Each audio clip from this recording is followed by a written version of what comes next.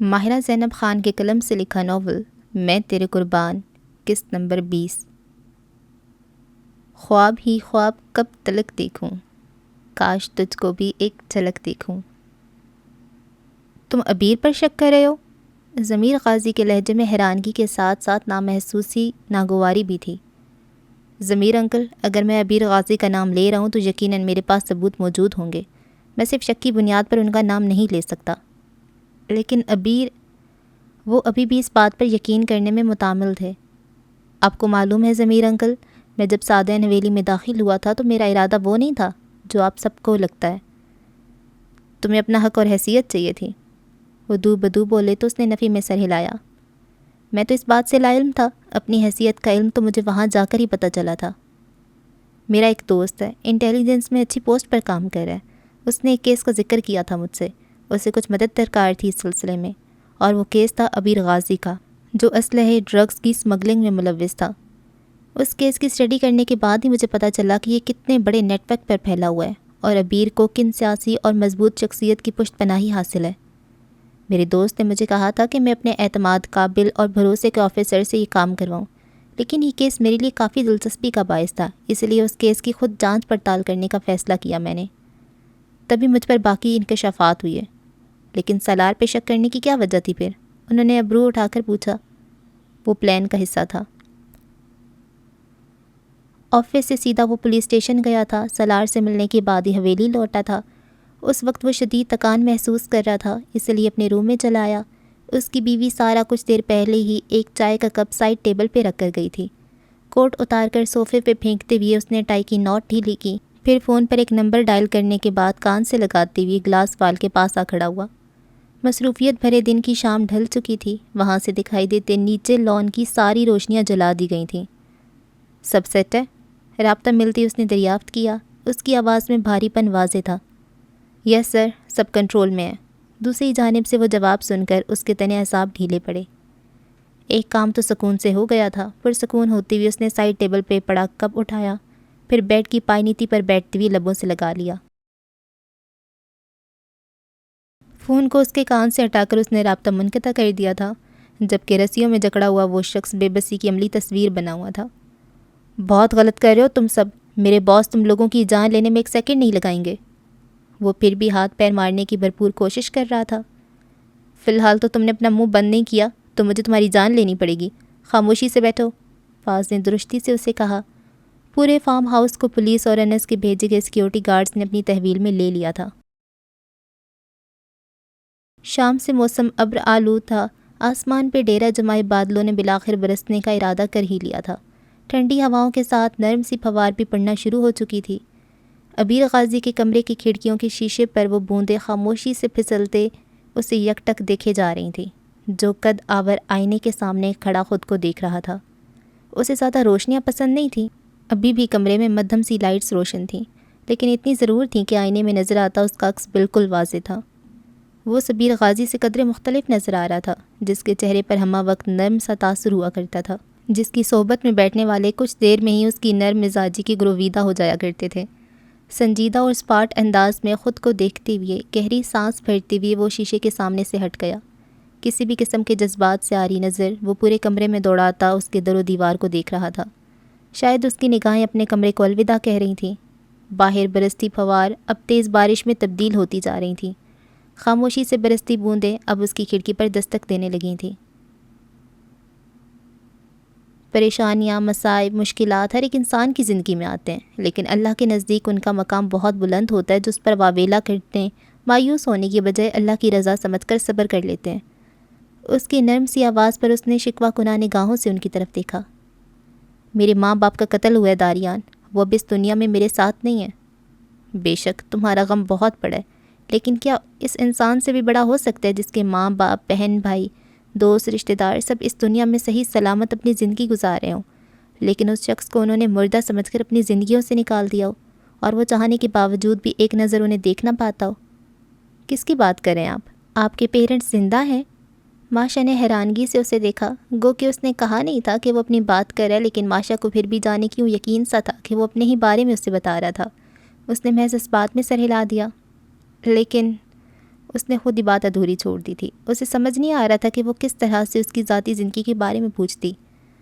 ماشا، میرے لیے میرے ماضی میں جھانکنا میرے زخموں کو تازہ کر دیتا ہے. میں ہر روز اسے بھلانے کی کوشش کرتا ہوں اور ہر دن ہی اس میں ناکام رہتا ہوں. میں اپنی دنیا سے نکل کر ایک ایسی جگہ پر آ چکا ہوں جہاں میری شناخت ہی بدل چکی ہے. یہاں میں نے خود کو مشکل سے ایڈجسٹ کیا ہے. میں اس ماضی کے وقت تمہارے سامنے کھولنا نہیں چاہتا جس سے مجھے خود کئی بار نفرت محسوس ہوتی ہے. مجھے امید ہے تم اس بات کو سمجھو گی. آپ کو ایسا کیوں لگتا ہے کہ میں آپ کو نہیں سمجھ پاؤں گی؟ اس نے بھیگی پلکوں سے اسے دیکھ کر استفسار کیا. ایسا نہیں ہے، لیکن میری ذات کو لے کر تمہارا جو تجسس ہے وہ ایک دن ختم ہو جائے گا. میں تمہیں خود بتا دوں گا، لیکن فی الحال مجھ سے اس بارے میں کچھ مت پوچھو. بس ایک آخری بات پوچھوں آپ سے، اگر برا نہ مانے تو؟ ماشا نے ڈرتے ڈرتے پوچھا تو اس نے اس بات میں سر ہلا دیا. وہ لڑکی ابھی کہاں ہے جس سے آپ محبت کرتے ہیں؟ ایک سایہ سا داریان کے چہرے پہ لہر آیا تھا. لب بھینچ کر اس نے نظریں جھکا لیں جو گلابی پڑنے لگی تھیں.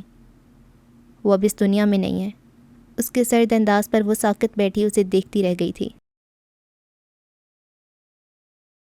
جینز کے اوپر براؤن لیدر جیکٹ پہنے اس نے سارے بالوں کو پیچھے کی جانب سیٹ کر رکھا تھا، لیکن ایک جانب سے کچھ بال اس کی پیشانی پر گرتے اسے خوبصورت سا لک دے رہے تھے. چہرے پر بھی آدھا سیاہ ماسک لگا رکھا تھا. اونچی نیچی راہداریوں سے ہوتی ہوئی اس کی گاڑی اب آبادی سے دور ہٹ کر بنے فارم ہاؤس کے نزدیک آ کر رکی تھی. آس پاس کا علاقہ گنجان آباد تھا، جس کے باعث روشنی کا بھی کوئی انتظام نہیں تھا. صرف فارم ہاؤس کی جلتی روشنیاں ہی وہاں پھیلے اندھیرے کو کم کرنے میں کوشش کر رہی تھیں. بارش بھی کب کی تھم چکی تھی، لیکن آسمان پر ابھی بھی بادلوں کا ڈیرا تھا. ڈرائیونگ سیٹ سے اترتے ہوئے اس نے فون پر آتی کال کو یس کر کے کان سے لگا لیا تھا. فارم کے اطراف میں اس کے گارڈ تعینات تھے. بظاہر تو سب نارمل ہی تھا، لیکن عبیر غازی کی چھٹی حس اسے کچھ اور ہی پیغام دے رہی تھی. سر، آپ کہاں ہیں اس وقت؟ عبیر کو فون پر دوسری جانب سے اپنے خاص آدمی کی آواز سنائی دے رہی تھی. فارم ہاؤس کی طرف بالکل بھی مت جائیے گا، وہاں پولیس کی ریڈ پڑی تھی. میں اس وقت وہاں موجود نہیں تھا. مجھے جیسی اطلاع ملی میں آپ کو انفارم کراؤں. ہیلو سر، آپ مجھے سن رہے ہیں؟ عبیر نے بنا کچھ کہے آہستگی سے فون کان سے ہٹا لیا تھا. جیکٹ کی جیب میں موجود ہاتھ کو اس نے سختی سے بھینچ لیا تھا. اس کے چہرے کے تاثرات سخت ہوتے جا رہے تھے. دیکھتے ہی دیکھتے اطراف سے کچھ گارڈز ہاتھوں میں اسلحے نکالتے ہوئے اس کے گرد جمع ہو کر اس پر تان چکے تھے. گہری سانس بھرتے ہوئے اس نے دونوں ہاتھ اٹھا دیے تھے. جب بھی سامنے سے گارڈز نے ہٹتے ہوئے اسے اندر جانے کا اشارہ کیا. ان کے گھیرے میں چلتی ہوئی وہ عمارت کے اندر داخل ہو چکا تھا، جہاں سامنے وسیع لاؤنج میں ہی اسے انس غازی کی شکل دیکھنے کو ملی تھی. 3 سیٹر صوفے پر ٹانگ رکھے وہ پیچھے کو ٹیک لگائے جیسے اسی کے انتظار میں بیٹھا تھا. عبیر کو دیکھ کر ایک تلخ سی مسکراہٹ اس کے لبوں پر ابھری تھی. بیٹھو عبیر غازی، تمہارے ہی فارم ہاؤس پر تمہیں خوش آمدید کہتا ہوں. کیا یہ سب؟ اس کا انداز سرد و سپاٹ سا تھا. بھاری قدم اٹھاتے ہوئے اس نے ابرو اٹھا کر پوچھا. یہ تو تم بتاؤ گے نا؟ میں بتاؤں گا؟ وہ بے ساختہ ہنس پڑا. تمہیں بتانا چاہیے کہ میرے فارم ہاؤس پر تم کیا کر رہے ہو. اب کہ عبیر کا لہجہ چپتا ہوا تھا. تو تم نے بالآخر مان لیا کہ یہ فارم ہاؤس تمہارا ہے؟ تو پھر یہاں موجود ڈرگز اور غیر قانونی اسلحہ بھی تمہاری ملکیت ہوگی.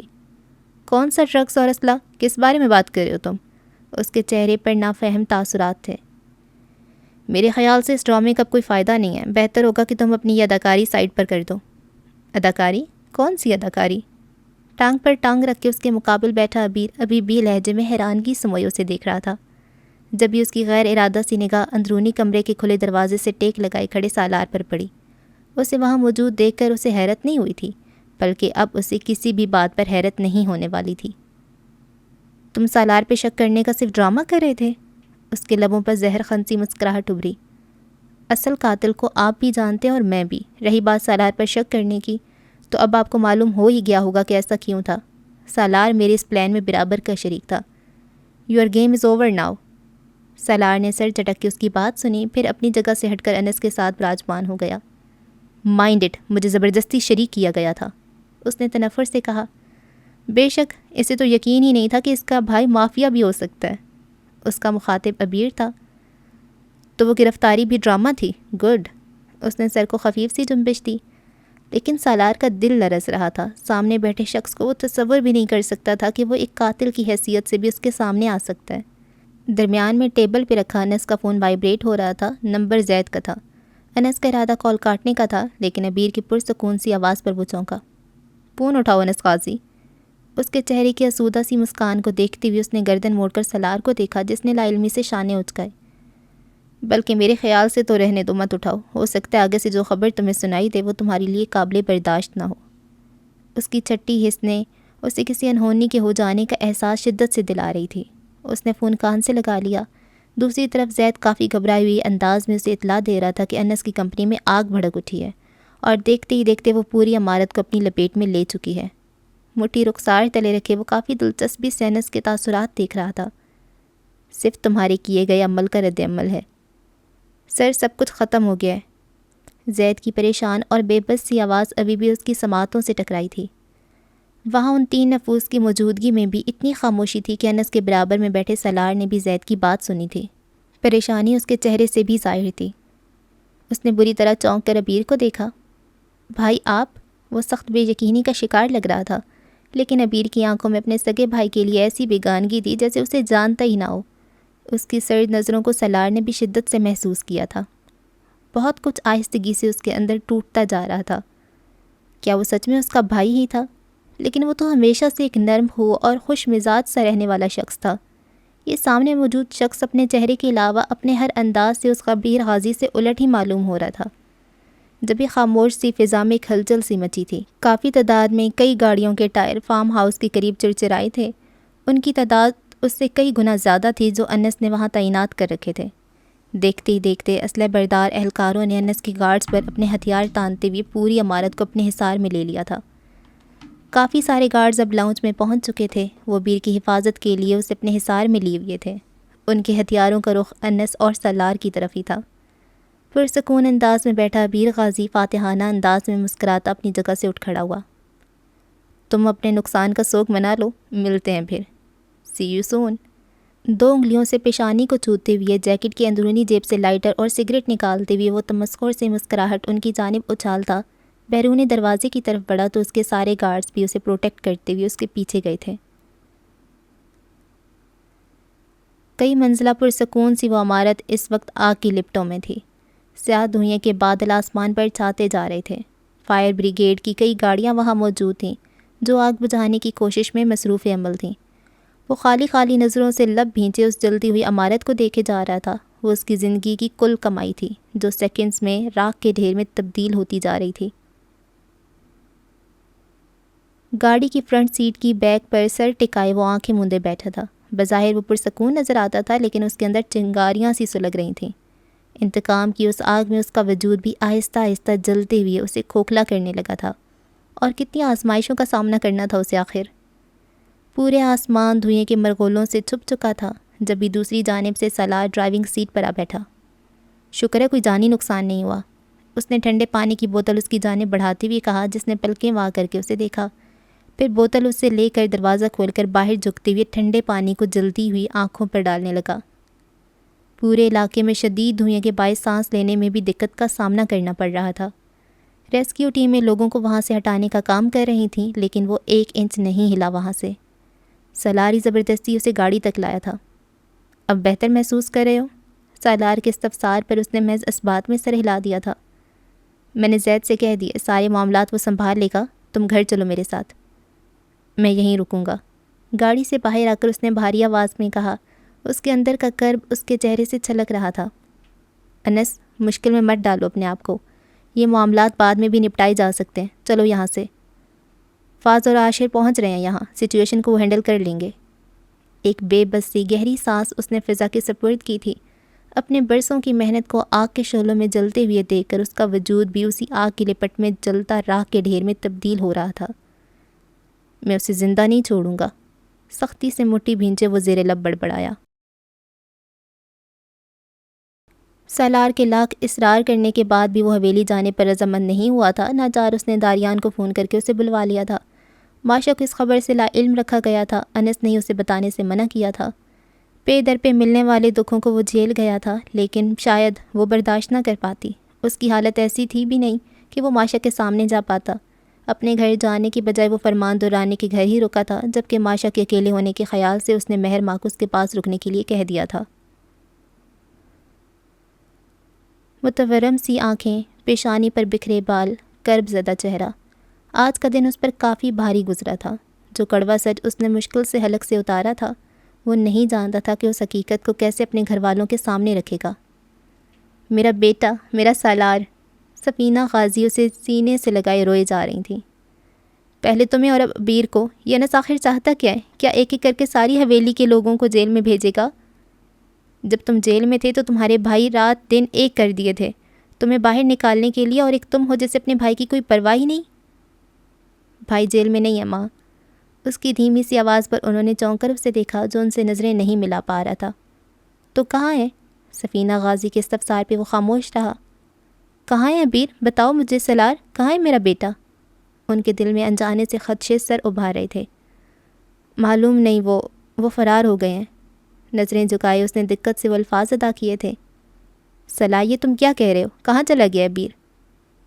مجھے نہیں معلوم ماں، مجھے نہیں معلوم۔ اس کی آنکھیں شدت گریہ سے گلابی مائل ہو رہی تھیں۔ آپ کو نہیں معلوم ابیر بھائی کن کاموں میں ملوث تھے؟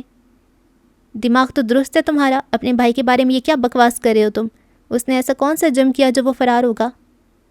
کون سے جرم کے بارے میں بتاؤں آپ کو؟ سالار سیدھی طرح بتاؤ جو بھی بات ہے، ایسے پہیلیاں کیوں بجھوا رہے ہو؟ سعادت غازی نے کرخت لہجے میں ناگواری سے اسے دیکھا، جو ایک نظر انہیں دیکھنے کے بعد پلکیں جھکائے ساری حقیقت ان کے سامنے آشکار کرتا جا رہا تھا۔ شاور لینے کے بعد ٹاول سے گیلے بالوں کو رگڑتی ہوئی وہ باہر آیا تو بریزے بیڈ پر سوٹ کیس رکھے اس میں الماری میں سے کپڑے نکال کر ترتیب سے رکھتی جا رہی تھی۔ جو بھی تم نے کہا تھا سب میں نے رکھ دیا ہے، ایک دفعہ خود چیک کر لینا کچھ رہ نہ جائے۔ بالوں کو میسی سے جوڑے میں باندھے وہ مصروف سی بولی۔ ٹھیک ہے، لیکن تم نے اپنے کپڑے کیوں رکھے ہیں؟ تولیے کو گلے میں ڈالے اس نے ناسمجھی سے پوچھا۔ میں بھی تو تمہارے ساتھ جا رہی ہوں نا؟ بریزے نے مسکراتی ہوئی اس کے گوش گزار کیا تو عاشر نے ابرو بھینچ کے اسے دیکھا۔ بریزے بھی اسے صرف تب ہی مسکرا کر دیکھتی تھی جب اسے اپنا کوئی کام نکلوانا ہوتا تھا۔ میں وہاں اس لیے جا رہا ہوں تاکہ وہاں سکون سے اپنے پیپرز کی تیاری کر سکوں۔ تم میرے ساتھ جاؤ گی تو میں ایک لفظ بھی نہیں پڑھ پاؤں گا۔ قسم لے لو میں تمہیں بالکل تنگ نہیں کروں گی، تم اپنی پڑھائی کرنا اور میں گھوم لوں گی۔ اکیلے گھوموں گی؟ نہیں، میں ڈرائیور کے ساتھ چلی جایا کروں گی۔ شادی بھی ڈرائیور کے ساتھ کر لینی تھی نا پھر۔ وہ بڑبڑایا تو بریزے نے روٹھے انداز میں اسے دیکھا۔ نکالو اپنا سامان، میں نہیں لے کر جا رہا تمہیں اپنے ساتھ۔ ٹاول سٹینڈ پہ لٹکا کے وہ شرٹ کے بٹن بند کرنے کے بعد اب آئینے کے سامنے کھڑا برش سے بال سنوار رہا تھا۔ مجھے لے کر جاؤ گے تو تمہارے لیے کھانا پکا کے دیا کروں گی۔ ضرورت نہیں، وہاں شائستہ بوا موجود ہے۔ بیوی کے ہاتھ کے بنے کھانے میں زیادہ ٹیسٹ ہوتا ہے۔ سوری، اس نے صاف انکار پر بریزے نے خفا نظروں سے اسے دیکھا۔ میرے سر میں درد ہو رہا ہے، چائے کے ساتھ مجھے میڈیسن دے دو۔ کلائی پر گھڑی باندھتے ہوئے وہ مصروف سے انداز میں بولا۔ خود ہی جا کر بنا لو۔ جب اس کا مطلب ہی پورا نہیں ہو رہا تھا تو وہ کیوں عاشر مرزا کی خدمتیں کرتی؟ منہ پھلا کر کشن گود میں رکھے بیڈ کے کنارے بیٹھ گئی تھی۔ میں اسی وجہ سے نہیں لے کر جا رہا، تم نے وہاں جا کر بھی یہی سب کرنا ہے، صرف اپنی پکا پرومس، جو کہو گے صرف وہی کروں گی۔ وہ ایک دم ہی کشن سائڈ پر پھینک کر پھر سے پرجوش ہو کر اٹھی تھی۔ ابھی تو تم میری سنتی نہیں ہو، پھر میں کیسے یقین کروں تمہاری بات پر؟ میں تمہارے لیے اسٹرانگ سی چائے اور ٹیبلٹ لے کر آتی ہوں، تم چائے کے ساتھ اور کچھ لوگے؟ اس نے پلکیں چپکا کر پوچھا تو اس نے نفی میں سر ہلا دیا۔ نہیں، صرف 5-7 منٹ میں ہی اس کے لیے گرما گرم چائے کا مگ لیے حاضر تھی۔ Thank you بریزے۔ ٹیبلٹ لینے کے بعد وہ صوفے پر ٹانگ رکھ بیٹھ چکا تھا، ایک ہاتھ میں کپ تھا تو دوسرے میں فون پکڑے اس پر مصروف تھا۔ اب تو میں چل سکتی ہوں نا تمہارے ساتھ؟ میں نے تو نہیں کہا تھا کہ چائے کے بدلے میں تمہیں ساتھ لے کر جاؤں گا، لیکن تم نے تو، اس نے کچھ حیرانگی اور ناسمجھی سے اسے دیکھا۔ میں نے خود سے ہی تم نے خود سے ہی فرض کر لیا تھا۔ تم نا ہمیشہ ایسے ہی کرتے ہو میرے ساتھ۔ اس کا بس چلتا تو کچا چبا جاتی اسے۔ ٹھیک ہے، ایک شرط پہ لے کر جاؤں گا، مجھے بالکل تنگ نہیں کرو گی تم، پرومس؟ وہ جھٹ سے بولی۔ مجھے سکون سے پڑھنے دو گی؟ پکا پرومس؟ میرے لیے کھانا بھی بناؤ گی؟ بنا دوں گی۔ 10 منٹ ہے تمہارے پاس، ریڈی ہو جاؤ، میں باہر ویٹ کر رہا ہوں۔ اس کے آسانی سے مان جانے پر بریزے کی خوشی دیدنی تھی۔ پہلے سے پریس شدہ کپڑے نکال کر وہ تیار ہونے چل دی تھی۔ ایک بے نام سی اداسی اور خاموشی نے سادین حویلی کے در و دیواروں کو اپنی لپیٹ میں لے رکھا تھا۔ دن پر لگائے اڑتے جا رہے تھے۔ کتنی بار کہا ہے آپ کو کہ دوا ٹائم پر لیا کریں، لیکن آپ سنتے ہی نہیں۔ ناراضگی سے کہتی وہ دوائیوں کا ڈبہ واپس اس کی جگہ پہ رکھتی ہوئی اٹھ کھڑی ہوئی۔ میں سوپ بنانے جا رہی ہوں آپ کے لیے، اور وہ آپ کو پینا ہی ہوگا، میں کوئی بہانہ نہیں سنوں گی۔ کچھ دھونس سے کہتے سر سے سرکتا ریشمی آنچل بار بار ٹھیک کرتی ہوئی وہ اپنے ہی دھیان میں روم سے نکل رہی تھی جب بھی مقابل سے ٹکراتے ٹکراتے بچی۔ اسے دیکھ کر تو جیسے وہ پتھر کی مورت بن گئی تھی، یقین ہی نہیں آ رہا تھا کہ وہ شخص اس کے سامنے کھڑا ہے، لیکن وہ بیگانگی سے اسے نظر انداز کرتا اس کی سائڈ سے ہو کر اندر چلا گیا تھا۔ ریشام کو سخت ناگوار لگا تھا اس کا انداز، بے شک وہ اس سے ناراض تھا، لیکن کم از کم رک کر حال احوال تو پوچھ ہی سکتا تھا۔ ایک تو آیا بھی اتنے دنوں بعد تھا، اور پھر ریشام کو کہاں عادت تھی انس کے اس انداز کی۔ سعادت غازی تو اسے دیکھ کر جیسے کھل اٹھے تھے، فوراً ہی ریشام کو کھانے کا اہتمام کرنے کے لیے کہا۔ اس کی ضرورت نہیں ہے دادا جان، میں بس کچھ دیر تک نکل جاؤں گا۔ سکون سے بیٹھو، اتنے دنوں کے بعد تو آئے ہو۔ جو بھی تھا، لیکن ریشام غازی کے دل کی بنجر زمین پر اچانک ہی پھوار پڑنا شروع ہو چکی تھی۔ اس کے ہونٹ آپ ہی آپ مسکرا اٹھے تھے، وہ تو جیسے ایک نئی زندگی جی اٹھی تھی۔ کھانا بہت اچھا بنا تھا ریشام، فاز نے رغبت سے کھاتی ہوئی تعریف کی، لیکن وہ بنا کچھ کہے چمچ پلیٹ میں پٹکتی ہوئی کچن سے نکل گئی تھی۔ کیا ہوا اسے؟ آستین موڑ کر اندر آتے سالار نے اس کا انداز دیکھ کر حیرت سے پوچھا۔ بیچاری نے اتنی محنت سے کھانا بنوایا اور انس بھائی نے ڈنر میں صرف ایک کپ چائے ہی لیا، جواب فاز کی جانب سے آیا۔ اچھا، وہ سر ہلاتی ہوئے کھانے کے لیے بیٹھنے کی بجائے دوبارہ باہر نکل گیا تھا۔ وہ دونوں دوبارہ کھانے کی طرف متوجہ ہو چکے تھے، لیکن سالار لاؤنج سے ہوتے ہوئے سیڑھیاں چڑھ گیا تھا۔ ریشام نے لاؤنج میں ہی ٹی وی کھول کر بیٹھ گئی تھی، اور جب کچھ ہی منٹوں بعد اس نے شدید حیرت سے وہ منظر دیکھا تھا۔ سالار نے انس کی گردن میں ہاتھ ڈال رکھا تھا۔ اس نے اتنی محنت کی تمہارے لیے اور تمہاری نخری نہیں ختم ہو رہے۔ وہ شاید درستی سے کچھ کہہ بھی رہا تھا، لیکن ریشام تک ان کی آواز نہیں پہنچ رہی تھی۔ جب وہ سو جائے گی تو پھر کھاؤں گا، ورنہ اسے لگے گا میں ناراض نہیں ہوں۔ وہ گھبرا کر اٹھی، وہ سمجھی ان دونوں کے بیچ شاید لڑائی ہو گئی ہے، لیکن اس کی گرفت میں موجود انس نے خود کو چھڑوانے کی کوشش نہیں کی تھی، بلکہ وہ مسکرا رہا تھا۔ اس نے دوبارہ سے کالج جانا شروع کر دیا تھا، ابھی بھی کالج سے تھکی ہاری آئی تھی۔ ملکہ عالیہ کی سواری تشریف لے آئی؟ مہد نے اسے گاڑی سے اترتے دیکھ کر ہانک لگائی۔ ماشا بری طرح چڑھ گئی تھی، آج تو وہ انس سے دو ٹوک بات کرنے کے موڈ میں تھی، جس نے اس کی حفاظت پر کئی گارڈز کو متعین کر رکھا تھا۔ کالج کے علاوہ بھی اسے کہیں جانا ہوتا تو وہ گارڈز اس کے ہمراہی ہوتے تھے، جن سے اسے اب اچھی خاصی بیزاری ہوتی تھی۔ میرا سر مت کھاؤ مہد، تمہارے پاس ہے ہی نہیں تو میں کھاؤں گا کیسے؟ مہد مجھے تنگ مت کرو، میرا موڈ پہلے بہت خراب ہے۔ کس نے رانی صاحبہ کا موڈ خراب کیا ہے؟ نام بتاؤ بس، ابھی جا کر اس کی لاش ٹھکانے لگاتا ہوں۔ اس نے آستین چڑھا کر کچھ اس انداز سے کہا کہ نہ چاہتے ہوئے بھی وہ ہنس پڑی۔ تمہیں میرے لیے قاتل بننے کی ضرورت نہیں ہے، ہٹو سامنے سے۔ یہ کیا بات کر دی یار، تمہارے لیے میں قاتل کیا مقتول بننے کو بھی تیار ہوں۔ اگر تمہاری یہی حرکتیں رہی نا تو وہ وقت دور نہیں جب تمہارا نام مقتولوں میں ہی شمار ہوگا۔ کس میں اتنا دم ہے جو مہد درانی کو ٹھکانے لگائے؟ اس نے ابرو اٹھا کر چیلنجنگ انداز میں پوچھا، لیکن وہ نظر انداز کرتی اپنے گھر جانے کی بجائے درانی پیلس میں ہی چلی آئی تھی۔ بیگ اور فائل صوفے پر پھینکتے ہوئے خود بھی گرنے کے سے انداز میں سنگل صوفے پر بیٹھ گئی۔ اپنا گھر تو اسے کاٹ کھانے کو دوڑتا تھا، یوں لگتا تھا جیسے خالی خالی سی در و دیوار اسے کسی آسیب کی طرح چمٹ جائیں گے۔ انس بھی رات گئے تک واپس آتا تھا، ایسے میں وہ تنہا گھر میں ڈرتے رہنے کی بجائے عیشا کے پاس آ جاتی تھی، ساتھ ہی مہر ماں کو بھی بلا لیا کرتی تھی۔ فریش ہو جاؤ، میں تمہارے لیے کھانا گرم کر دیتی ہوں۔ ماشا تم سے کوئی ملنے آیا ہے؟ دائم کی اطلاع دینے پر اس نے ناسمجھی سے چونک کر پوچھا۔ کون؟ معلوم نہیں، سعدین حویلی سے تمہارا کوئی کزن ہے۔ سعدین حویلی سے؟ کہہ دو میں گھر پر نہیں ہوں۔ حویلی کا نام سنتے ہی اس نے سرد لہجے میں کہا۔ لیکن میں نے اسے ڈرائنگ روم میں بٹھا دیا ہے، مل لو اسے ایک بار۔ یہ لوگ پتہ نہیں کیوں جان نہیں چھوڑتے۔ وہ تن فن کرتی اٹھ کھڑی ہوئی۔ کپڑے تو چینج کر لو۔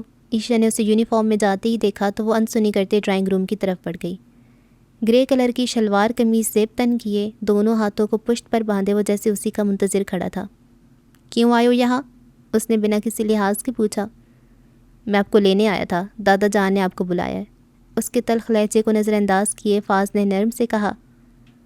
میں تمہیں پہلی اور آخری بار باور کروا رہی ہوں، سعدین حویلی اور اس کے کسی بھی فرد سے میں کوئی تعلق نہیں رکھنا چاہتی۔ انس بھائی چاہیں جو مرضی رشتے ناطے نبھائیں، لیکن مجھ سے یہ توقع مت رکھنا اور آئندہ یہاں آنے کی زحمت بھی مت کرنا۔ وہ چبا چبا کر ایک لفظ پہ زور دیتی ہوئی کہہ رہی تھی، جب ہی فاز نے اس کی بات کے جواب میں کچھ کہنے کی بجائے جیب سے فون نکال کر اس پر ایک نمبر ڈائل کر کے فون اس کی جانب بڑھا دیا، جس سے اس نے سوالیہ نظروں سے دیکھا۔ وہ نمبر انس کا تھا، وہ کال بھی ریسیو کر چکا تھا، جس کی وجہ سے اس نے نہ چاہتی ہوئے بھی اس نے فون تھامتے ہوئے کان سے لگا لیا تھا۔ ہیلو؟ ماشا فاز کے ساتھ حویلی چلی جاؤ۔ لیکن بھائی، میں شام کو تم سے وہیں ملوں گا، اور دادا جان سے آرام سے بات کرنا، وہ تم سے ملنا چاہتے ہیں۔ وہ مصروفیت بھرے انداز میں کہتی ہوئے اس کے سنے بنا ہی رابطہ منقطع کر چکا تھا۔ اس کی نیچر اور سعدین حویلی پہنچنے کے بعد والے رد عمل سے بھی واقف تھا، اس لیے پہلے ہی تنبیہ کر دی تھی۔ لب بھینچے اس نے ڈھیر و ضبط کیا تھا خود پر۔ انتظار کرو کچھ دیر، چینج کر کے آ رہی ہوں۔ فون واپس کرتے ہوئے وہ ڈرائنگ روم سے باہر نکل گئی تھی۔ یہ کہاں لے جا رہے ہو؟ مہد کو ٹرے اٹھا کر روم کی جانب بڑھتے دیکھ کر اس نے راستے میں ہی روک لیا، جہاں عائشہ نے کافی کچھ تیار کر رکھا تھا اس کے لیے۔ تمہاری کزن کے لیے لے جا رہا ہوں۔ کوئی ضرورت نہیں، ہم بس جا ہی رہے ہیں۔ ہم؟ اس نے چونک کر پوچھا۔ لینے آیا مجھے۔ ہمیشہ کے لیے جا رہی ہو؟ چلو شکر ہے جان چھوٹے گی تم سے، بالآخر وہ دن بھی آ ہی گیا۔ مہد کے ہاتھ میں ٹرے تھی، ورنہ ضرور دعا کے انداز میں اٹھا کر چہرے پر پھیرتا۔ شام تک آ جاؤں گی واپس۔ آبادی سے ہٹ کر پہاڑوں کے دامن میں بنا وہ چھوٹا سا گھر بہت ہی خوبصورت تھا۔ اس کے آس پاس کافی ہریالی تھی۔ اونچے نیچے راستوں سے ہوتے ہوئے الگ تھلگ سا بنا وہ گھر رات کے وقت تو کافی پر اسرار سے لگتا تھا، لیکن دن میں اس کی خوبصورتی دیکھنے والی ہوتی تھی۔ وقفے وقفے سے ہونے والی بارش نے موسم کو کافی سرد کر دیا تھا۔ بریزے نے گرم شال اور کپڑے وغیرہ رکھے تھے، لیکن یہاں کی ٹھنڈ تو اس کی سوچ سے بھی کئی زیادہ تھی۔ جب بھی اپنی شال کے علاوہ اس نے عاشر کی گرم چادر بھی خود پر لپیٹی ہوئی تھی۔ آتش دان میں لکڑیاں ڈالتی ہوئی اس نے ایک نظر ٹھٹرتی بریزے کو دیکھا، جو فلور کشن پر بیٹھی لمحوں کے توقف سے چھینک رہی تھی۔ یہ گھر سعادت غازی کی ملکیت تھا۔ بہت پہلے وہ ایک دو بار یہاں آیا تھا تو یہاں کی خاموشی اور خوبصورتی سے اتنا متاثر ہوا تھا کہ اپنے ایگزامز کی تیاری کے لیے وہ ہمیشہ یہیں کا رخ کرتا تھا۔ اس کا گلابی چہرہ ٹھنڈ کے باعث کچھ اور سرخی مائل ہو رہا تھا۔ یہ لو بیٹا، یہ پی لو ورنہ بیمار ہو جاؤ گی۔ اس کے گھر کی حفاظت پر معمور شائستہ بوا نے ان کی آمد سے پہلے ہی پورے گھر کو صاف کرنے کے بعد کھانا بھی بنا دیا تھا، اور ابھی سبز الائچی والا گرما گرم قہوہ بنا کر لائی تھیں۔ کھانا لگا دوں بیٹا؟ تھک گئے ہوگے، پھر آرام کر لینا۔ لگا دیجیے شائستہ بوا، لیکن کل سے آپ کی چھٹی ہے۔ کیوں بیٹا؟ انہوں نے ناسمجھی سے پوچھا۔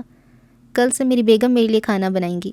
کچھ یاد دلانے والے انداز میں بریزے کو اس نے ابرو اچکا کر دیکھا تھا، جو گرم قہوے کے گھونٹ پھیرتے ہوئے تیز نظروں سے اسے دیکھ رہی تھی۔ پہنچی ہوئی دیری کتنی ہوئی تھی جو وہ اپنی شرطیں یاد دلا رہا تھا۔ تمہاری بیوی اتنی نازک سی ہے گڑیا جیسی، اسے کیوں پریشان کر رہے ہو؟ میں ہوں نا کام کرنے کے لیے۔ مجھے آپ کی بات سے شدید اختلاف ہے، آپ اس کی معصومیت پر نہ جائیں۔ یہ صرف دیکھنے میں گڑیا جیسی اور معصوم ہے، اس کی حرکتیں میں آپ کو بتاؤں تو آپ تو کانوں کو ہاتھ لگائیں۔ شائستہ بوا عاشر کی باتیں سن کر بریزے کو دیکھ رہی تھیں، لیکن ان کے چہرے سے صاف ظاہر تھا کہ انہیں عاشر کی باتوں پر ذرا پھر بھی یقین نہیں تھا۔ بھلا بریزے جیسی پیاری سی لڑکی کیا کسی کو تنگ کرتی ہوگی؟ 2-3 دن بعد انہیں یقین آ ہی جائے گا۔ فضول مت بولو۔ بریزے نے گرم قہوے کے گھونٹ پھیرتے ہوئے اسے گھورا، جو سرد ہوتے ہاتھوں کو آپس میں رگڑ کر حرارت پہنچاتے ہوئے اس کے پاس آ بیٹھا تھا۔ جا کے فریش ہو جاؤ، وہ کھانا لگا رہی ہیں۔ نامحسوس انداز میں تھوڑا دور ہوتے ہوئے اس نے کہا۔ وہ کہہ کر گئی ہیں تم گڑیا جیسی معصوم ہو۔ حیرت ہے میری بیوی میں یہ خاصیتیں ہیں اور مجھے معلوم ہی نہیں۔ صوفی کی بیگ پر کوہنی جما کر اس کی جانب مکمل رخ کیے وہ اسے پزل کر رہا تھا۔ ہاں تو تمہیں میرے ساتھ لڑائی جھگڑے کرنے سے فرصت ملے گی تو تمہیں پتہ چلے گا نا کہ میرے اندر کیا کیا خاصیت موجود ہے۔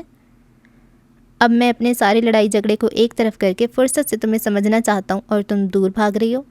عاشر نے اس کے گال پر جھولتی لٹ کو انگلی پر لپیٹتے ہوئے کہا۔ اس کے گمبھیر لہجے اور آنکھوں کے شوخ رنگ اسے حواس باختہ کر رہے تھے۔ تم ہو ہی فضول انسان۔ سائڈ پہ پڑا کشن اٹھا کے اس کے منہ پہ مارتے ہوئے وہ فوراً اپنی جگہ سے اٹھ کھڑی ہوئی تھی۔ اسے شدت سے احساس ہو رہا تھا کہ یہاں آ کر اس نے غلطی ہی کی تھی۔ اتنے سارے گارڈز؟ ماشا نے کچھ حیرانگی اور اچنبھے سے فاز کی مرسیڈیز کے پیچھے کھڑی 4 گاڑیوں کو دیکھا، جن میں کافی سارے گارڈز مستعدی سے چوکنا بیٹھے تھے۔ میری سیکیورٹی کے لیے ہیں؟ فاز نے اس کی نگاہوں کے تعاقب میں دیکھنے کے بعد نارمل سے انداز میں کہا۔ انسان کو ایسے کام ہی نہیں کرنا چاہیے کہ اسے سیکیورٹی کی ضرورت پڑے۔ اس کا انداز متنفر تھا۔ اچھا تو آپ نے ایسا کون سا کام کیا جو آپ کو بھی ان کی ضرورت پڑ گئی؟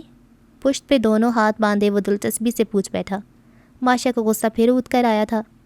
میرے بھائی نے میری سیفٹی کے لیے بھیجا ان کو؟ وہ چبا کر لفظوں پہ زور دے کر بولی۔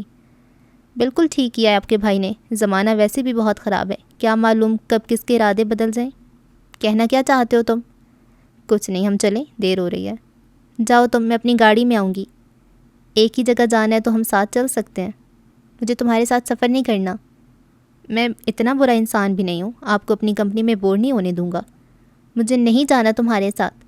اس کی آنکھوں میں آنکھیں ڈال کر وہ سرد لہجے میں باور کروا کر بولی، بی بی جی، جب یہ اس کا ڈرائیور ان کے قریب آیا۔ کیا ہوا ہے؟ ماشا نے سوالیہ نظروں سے پوچھا۔ گاڑی کے دونوں ٹائر پنکچر ہیں، اس کی ڈری سہمی سی آواز میں اطلاع دینے پر فاض نے رخ موڑ کر اپنی مسکراہٹ کو چھپایا تھا۔ تو چینج کرو جا کر۔ وہ بی بی جی، صرف ایک ہی ٹائر ہے، دوسرے کو پنکچر لگوانے ورک شاپ جانا پڑے گا۔ تو پھر جا کر تم جاؤ، ٹائر چینج کر کے اور پنکچر لگوا کر گاڑی کو گھر میں پارک کر دینا۔ ماشا نے اپنی بات کے کاٹے جانے پہ گھور کے اسے دیکھا جو اس کے ڈرائیور کو ہدایتیں دے رہا تھا۔ چلے ماشا بی بی، ہم پہلے ہی بہت لیٹ ہو چکے ہیں۔ کلائی پہ بندی گھڑی کی سوئیوں پر نظریں دوڑاتے ہوئے اس کا انداز کچھ عجلت بھرا تھا۔ میرے گارڈز بھی میرے ساتھ جائیں گے، ان کی ضرورت نہیں، آپ کی حفاظت کے لیے میں موجود ہوں۔ اور اگر میں کہوں کہ مجھے تم سے خطرہ ہے تو؟ خطرہ وہ بھی مجھ سے؟ چلیں جیسے آپ کی مرضی۔ اس نے ہتھیار ڈالنا ہی بہتر جانا۔ جینز کے اوپر اس نے اسٹائلش سی ڈھیلی ڈھالی گھٹنوں سے نیچے تک بلیک کلر کی شرٹ پہن رکھی تھی۔ شاور لینے کے بعد گیلے بالوں کو پشت پر ہی کھلا چھوڑ رکھا تھا۔ حویلی کے ماحول سے آگاہ ہونے کی وجہ سے اس نے اسٹالر لینے کی بجائے عیشا کی شال کو کندھوں پر پھیلایا ہوا تھا۔ دھوپ کے باعث آنکھوں پر ہاتھ کا چھجا سا بنائے وہ گارڈز کو جانے کیا ہدایات دے رہی تھی۔ فاض تو ڈرائیونگ سیٹ کے پاس کھڑا اس کے کندن سے چمکتے چہرے کو ہی تک رہا تھا۔ ابھی تک آپ دونوں یہی ہیں؟ مہد نے اپنی بائک نکالتے ہوئے ان دونوں کو وہیں کھڑے دیکھا، حیرت سے کہا تو فاض نے ماشا کو دیکھنے کے بعد شانے اچکا دیے۔ چلو، اس کی مرسیڈیز کے پاس آ کر اس نے فرنٹ ڈور کھولتے ہوئے کہا۔ عموماً اس کی گاڑی کے علاوہ 2 گاڑیاں اس کے ساتھ ہوتی تھیں، جن میں سے ایک آگے ہوتی تھی اور ایک پیچھے، اور بیچ میں اس کی گاڑی جسے ڈرائیور چلایا کرتا تھا۔ کیا میں پوچھ سکتا ہوں آپ کیا کہہ رہی تھیں اپنے گارڈ سے؟ ایگنیشن میں چابی لگاتے ہوئے اس کا دھیان ماشا کی جانب تھا۔ انہیں ہدایات دے رہی تھی کہ مزید چوکس اور محتاط رہنا، کیونکہ جہاں میں جا رہی ہوں میری جان کو زیادہ خطرہ وہاں کی مکینوں سے ہی ہے۔ ڈاگ گاگلز کو آنکھوں پہ لگاتے ہوئے وہ سر لہجے میں بولی تو وہ لہجہ بھر کو خاموش ہو گیا۔ وہ ہر قیمت پر اس کی بدگمانی کو دور کرنا چاہتا تھا، لیکن فی الحال اس کے پاس ایسا کوئی اختیار نہیں تھا۔ ابھی انہوں نے کچھ ہی راستہ عبور کیا تھا کہ فاض نے آگے والی گاڑی کو سائڈ پر رکنے کا اشارہ کیا، پھر اپنی طرف کا شیشہ نیچے کر کے اس کی ڈرائیور کو پیچھے رہنے کی تلقین کرتے ہوئے اس نے گاڑی بڑھا دی تھی۔ کونی کو کھڑکی پہ ٹکا کے وہ اب ایک ہاتھ سے فل سپیڈ سے ڈرائیو کر رہا تھا۔ جب تک ان کی گاڑی سعدین حویلی کے احاطے میں داخل ہوئی، دوپہر ڈھل چکی تھی، شام کے سائے چاروں اور پھیلنے لگے تھے۔ کافی تپاک سے اس کا استقبال کیا گیا تھا۔ فاض تو حویلی پہنچتے ہی اپنے روم میں چلا گیا تھا، جبکہ وہ سعادت قاضی کے پاس ہی بیٹھی تھی۔ ماشا کو وہ پہلی ملاقات کے مقابلے میں خاصے کمزور اور مزید ضعیف لگے تھے۔ تم تو دوبارہ آئی ہی نہیں ملنے۔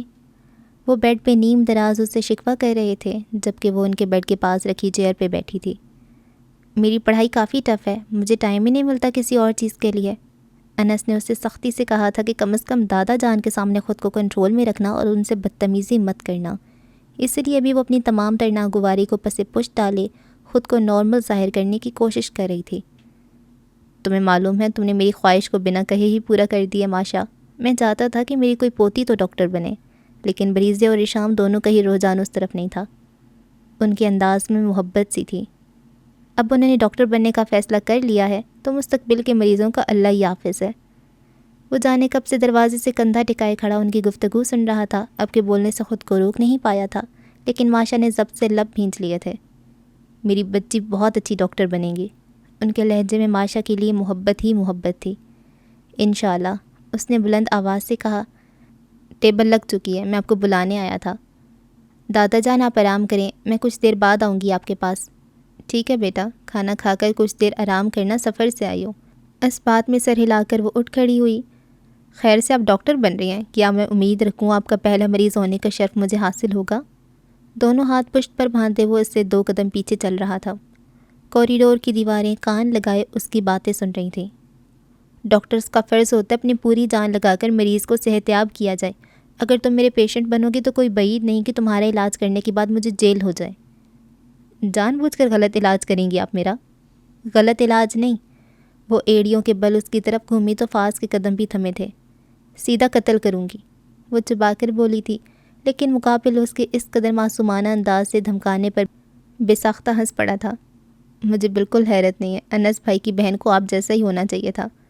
اس کی ہنسی ماشا کو زہر سے بھی لگی تھی۔ تنفر سے اسے دیکھتی وہ تیز تیز قدم اٹھاتی وہاں سے آگے بڑھ گئی تھی۔ کھانا کھاتے ہی وہ تو گرم کمبل میں دبک کر کب کی نیند کی وادیوں میں اتر چکی تھی۔ ہیٹر آن ہونے کی وجہ سے باہر سے مقابلے میں کمرہ گرم تھا۔ تھکن اس کے اعصاب پر بھی غالب آ رہی تھی۔ بیگ میں سے اپنی کتابیں وغیرہ نکال کر رائٹنگ ٹیبل پہ سیٹ کرنے کے بعد باقی کا کام سب پہ چھوڑتے ہوئے بھاری ہوتی پلکوں کو بامشکل کھولتے ہوئے اس نے نیم و آنکھوں سے اسے دیکھا جو جانے کب سے اس کے سر پہ کھڑی اسے جگانے کے لیے آوازیں دے رہی تھی۔ اٹھ بھی جاؤ عاشر، دوپہر کا 1 بجنے والا ہے، اب میں تمہیں اٹھانے نہیں آؤں گی۔ بولتی ہوئی وہ ساتھ ہی ساتھ اپنا اور اس کا بیگ کھولے سامان نکال کر الماری میں سیٹ کر رہی تھی۔ تم میرے انتظار میں کیوں بیٹھی ہو؟ تم کر لیتی ناشتہ۔ تم میں اتنی خوش فہمی کب سے لاحق ہو گئی کہ بریزِ غازی تمہارے انتظار میں بھوکی بیٹھی رہے گی؟ میں کر چکی ہوں ناشتہ۔ اس کا مصروف سا انداز تنفر لیے ہوئے تھا۔ چلو پھر میرے لیے بنا دو، شائستہ بوا بنا رہی ہیں۔ کیا تم بھول گئی تم میرے ساتھ یہاں کن شرائط کو قبول کر کے آئی تھی؟ اس وقت تو سمجھ لو میں نے مجبوری میں تمہاری بات مانی تھی۔ مجھ سے امید ہرگز مت رکھنا میں تمہاری خدمتیں کروں گی۔ اپنی بات سے پیچھے ہٹ رہی ہو، تمہیں جو سمجھنا ہے تم سمجھ سکتے ہو۔ اپنے کام میں ہنوز مصروف وہ اپنے ازلی انداز میں تنفر سے بولی۔ عاشر اسے کچھ کہنے کے بجائے سر جھٹکتے ہوئے الماری سے اپنے کپڑے لے کر فریش ہونے چل دیا تھا۔ بریزے اگر یہاں ہوتی تو وہ بھی تم سے مل کر بہت خوش ہوتی۔ پلیٹ میں تھوڑے سے چاول نکالے، کھانے سے زیادہ اس کا دھیان رشام اور رائمہ غازی سے باتیں کرنے میں تھا۔ ان کے علاوہ فاز بھی وہیں موجود تھا جو سربراہی کرسی پہ براجمان ساری توجہ اپنے کھانے کے اوپر رکھے ہوئے تھا۔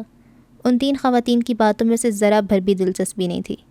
تمہاری آنکھیں اتنی سرخ کیوں ہو رہی ہیں؟ نیند پوری نہیں کرے تم ٹھیک سے؟ رائمہ نے اچانک اسے مخاطب کر کے فکر مندی سے کہا تو فاز نے لمحے بھر کو چونک کر انہیں دیکھا، پھر پانی کا گلاس لبوں سے لگاتے ہوئے شانے اٹھ گئے۔ کافی دنوں سے ٹھیک سے سو نہیں پایا ہوں پھپھو۔ پہلے مجھے صرف عاشر کی فکر رہتی تھی کہ وہ اپنی لاپرواہی کی وجہ سے خود پر بالکل دھیان نہیں دیتا، اور اب تم بھی اس کی طرح ہی ہوتے جا رہے ہو۔ صحبت کا اثر ہے پھپھو، ریشام نے مسکرا کر چھیڑا۔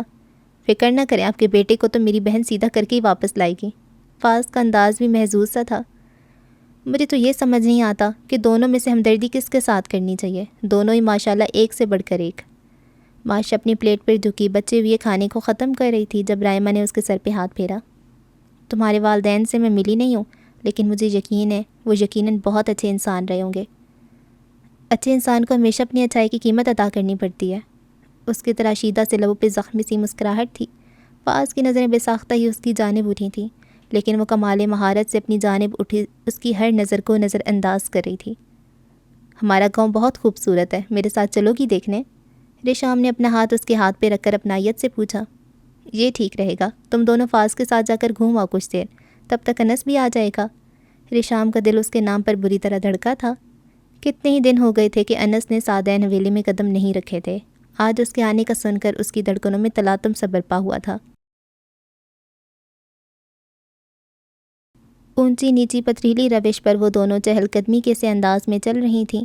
آسمان پر بادلوں نے بسیرا ڈالے سورج کو بالکل ہی چھپا رکھا تھا۔ خوشگوار ہوائیں ان کے موڈ پر بھی اچھا اثر ڈال رہی تھیں۔ ریشام سے باتیں کرنے اور موسم سے لطف اندوز ہوتے ہوئے ماشا کا موڈ بھی کافی بہتر ہو گیا تھا۔ فاز ان سے کچھ قدم پیچھے چلتے ہوئے ایک ہاتھ پینٹ کی جیب میں ڈالے، دوسرے ہاتھ سے فون کان سے لگائے عاشر سے محوی گفتگو تھا۔ ان کی حفاظت کے لیے 7 آئی گارڈز اس نے پیچھے رہنے کو ہی کہا تھا تاکہ ریشام اور ماشا آرام سے انجوائے کر سکیں۔ کیا حال ہے الیکٹریشین صاحب کے؟ عاشر کی آواز اسپیکر سے ابھری تو اس نے بے بسی بھری شرارت سے کہا۔ الیکٹریشین صاحب کے خود کے فیوز اڑ چکے ہیں۔ دوسری جانب عاشر بھی سخت ہنس پڑا تھا۔